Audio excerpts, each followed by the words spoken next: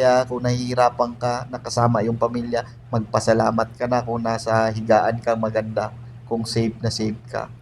Dahil iba talaga ang hirap sa mundo. Maaaring malaki ang problema mo ngayon, problema sa negosyo o problema mo sa iyong buhay, pero magpasalamat ka pa rin. Lalo na kung negosyante ka ngayon, malamang maayos yung buhay mo. Maayos yung kinalalagyan ng pamilya mo, di ba? So, kanina kasi, bandang mga alas 7 siguro ng gabi, dito pala tayo sa salon natin sa Zel Salon, branch 4 natin sa Turil.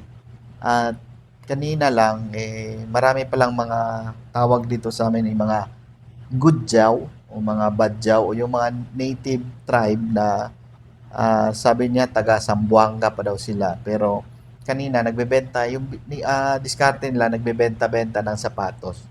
So kanina is nilapitan ko, hindi naman sana ako bibili pero maganda rin naman pala yung quality ng binibenta niya kaya nabili na rin ako. So habang bumibili ako, nagkwentuhan na rin kami. Tinatanong ko siya ng napakaraming tanong, no? Napaka-tsismoso ko talaga. So kanina is natanong ko siya kung bakit nag-iba na yung binibenta nila kasi dati is mura lang to, nasa mga 200. Ngayon mga nasa 1,000 na o mahigit, minsan 2,000. So, nagpalit daw sila ng paninda kasi dati mura daw pero ngayon nagbago na sila. Gusto na nila ng mahal na binebenta. Pero sa haba ng usapan namin, no, nakabili na ako ng sapatos. Naikwento niya sa akin na natanong ko kasi kung saan pa sila nagtitinda. So sabi nila is sasakay daw sila ngayon ng ah, truck, no? Papunta naman to ng Cotabato. So siguro mga 8 hours galing dito at magbabayad daw sila ng 1,000, depende kung gaano kadami yung karga nila. Sabi ko naman, grabe no, napakahirap ng buhay. Ba't ka pa dadayo doon sa iba? Pwede ka namang dito magtitinda. Sabi niya naman sa akin na iba daw doon kasi doon pwede daw magbebenta ka ng mula umaga hanggang gabi. Dito kasi sa Davao tuwing gabi lang sila makapagtinda kaya mas pipilian pa rin nilang pumunta doon kahit malayo. So habang nagkikwentuhan kami, eto kasing mga toys, nakikita ko na to doon sa Digos na natutulog lang sa gilid ng kalsada, no? Kung saan yung mas maliwanag, doon sila natutulog. So ako, tinatanong ko rin siya kung saan ba sila matutulog ngayon. Sabi nila, doon daw sa truck malamang, pero eto yung mga na dito na iwan, malamang dito lang tumatutulog. So, sa haba ng kwentuhan namin, natanong ko kung ano naman yung tutulugan mo. So, yun nga, sabi niya sa akin na doon lang daw sa karton o yung tent o yung trapal. Tapos, meron pa silang mga bata, maliliit, karga-karga nila. Tapos, pinatulog nila sa may tent lang din, sa may napakanipis na na sako. Tapos, alam mo bang ano yung nakakamangha o nakakatawang parte, di ba? Tinatanong ko sa kanya, ikaw, saan ka naman matutulog? Sabi niya, dyan rin, sa sa ganyan din, sa tent o sa sako. Basta dyan lang sa simento. Sabi ko, ba't hindi ka, bumili ng, nung ibang higaan? Sabi niya, ang mahal daw. Ang mahal daw ng mga binibenta. Sabi ko na, yung iba kasi nakikita ko may folding bed na ginagamit. Kaya ito, ganito. Ito rin ginagamit namin pag nagbabiyahe kami. Ngayon, katulad yan, dito kami sa aming salon sa Turil. Oh, dito kami natutulog. Doon sila. Yan. Dito ka ako sa salon ngayon. So, alam mo ba kung ano yung sinabi niya na pangarap niya daw sa buhay? Nakakatawa pero sa ating mga negosyante, no, matagal-tagal na tayo sa pagnenegosyo, iba na yung pangarap natin. Pero yung sa kanila is napakababaw lang pero napakahalaga to na bagay sa kanila. Kasi sa lapag lang sila matutulog. Minsan pag may karton, mas maganda na rin may karton. Pero kadalasan is nasako lang talaga yung higaan nila. At sabi ko nga, ba't di ka bumili ng folding bed? Sabi niya, ang mahal daw. Sabi ko, magkano ba yun? Mga 1.2 naman yun sa amin, 1.5, 1.2. Sabi niya, isa sa pangarap ko talaga makabili ng folding bed.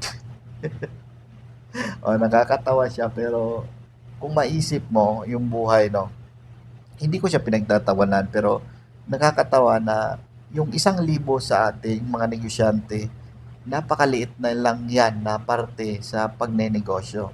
Kung may negosyo ka, malamang magbabayad ka sa supplier ng 100,000, 50,000, 30,000. Yung 10,000, isang beses mo lang yung gagastusin. Yung 1,000, malamang kakain ka lang dyan sa restaurant, ubos na yung 1,000 mo. Pero ito sila, negosyante rin naman to eh. Negosyante rin to, 'di ba? May capital rin.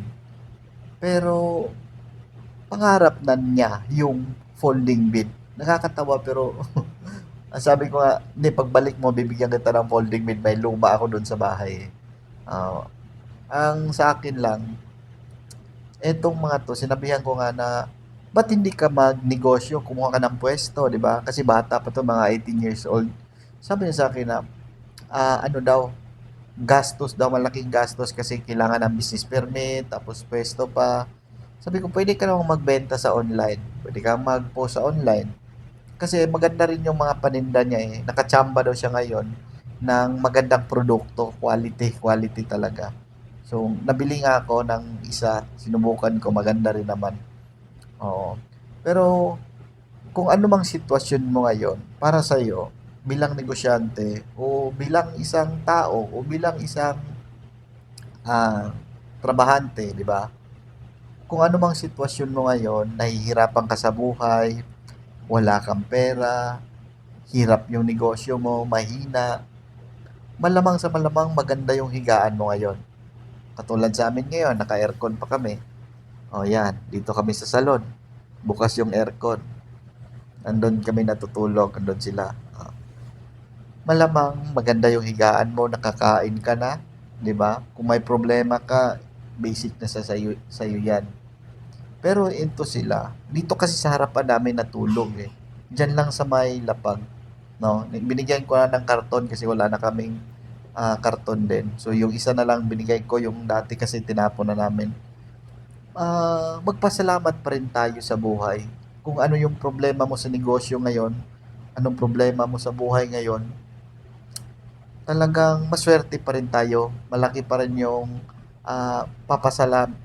pagpapasalamat natin sa Panginoon, no? Dahil wala tayo sa sitwasyon na nangangarap ka na lang ng folding bed, no?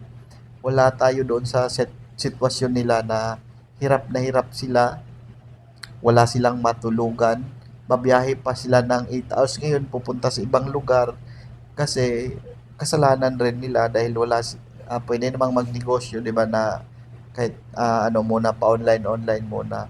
Pero ang gusto ko lang anuhin na sana matulungan natin silang mabago yung mindset nila at isa na ako sa tutulong sa ganon, no, na mabago yung pag-utak nila na pinayuhan ko nga, magnegosyo ka ng malaki, maghanap ka ng ano, pwesto or online, basta sinabihan ko nga. Tapos mag-vlog ka rin, tumawa lang siya. Bata pa siya, mga 18 years old. So kung ano mang hirap ang dinaanan mo ngayon sa buhay, sa negosyo, isipin nyo, meron pang mas nahihirapan sa inyo. At sa mga tao dyan o sa mga negosyante dyan, o sa mga pamilyadong tao dyan na hirap ka sa iyong negosyo dahil kasama mo ang iyong pamilya. Tingnan mo lang to sila, yung anak niya, yung asawa niya, yung anak niya, yung mga kapatid niya, nandyan sa simento na tutulog. Pamilya yan sila, magsama-sama rin naman eh. Kaya kung nahihirapan ka, nakasama yung pamilya, magpasalamat ka na kung nasa higaan ka maganda, kung safe na safe ka. Dahil iba talaga ang hirap sa mundo. Yun nga napagtanto ko na maswerte pala talaga kami sa buhay. No? Yan lang, magandang gabi. At yung problemang mong yan, basic yan sa pinoproblema ng iba. Kaya galingan mo pa at trabaho-trabaho talaga ang pagnenegosyo para naman makatulong tayo sa ibang tao. katulad nun, 'di ba? Kaya trabahuin pa natin 'to.